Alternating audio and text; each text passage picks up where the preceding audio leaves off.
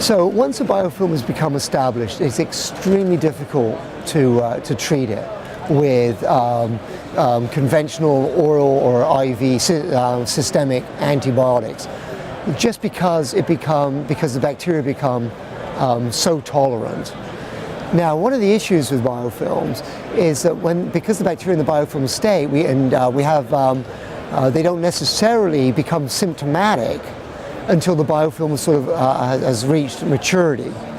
Unfortunately, with implants in deep tissue infections, one of the few treatments is really surgical.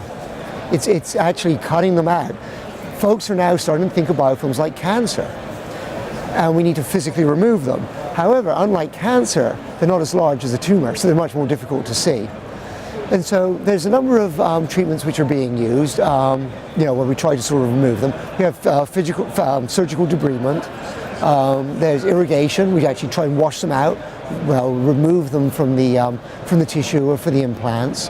But there's also, what we're finding is if you use very high levels of antibiotic locally, and this can come from bone cements, it can come from PMMA or mineral cements, which are packed or right at the site of the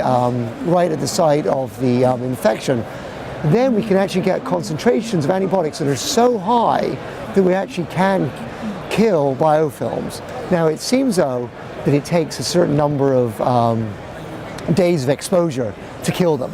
And so we've got some work going on in the lab, for example, where we grew biofilms, we exposed them to high levels of antibiotics. It took us to a week before we saw eradication of those biofilms.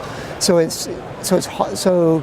seems that having very high concentrations over these extended periods can allow us to knock them down. Now, there's some question about, well, can you ever actually eradicate biofilms? And it's an ongoing question. There's cells in biofilms called persister cells, which go into this dormancy, which are very difficult, if maybe it's impossible to eradicate. However, what we're hoping is that with these high levels of antibiotics and also our surgical debridement, we can maybe break up the biofilm, we can kill enough of them that our host immunity can then take care of the rest.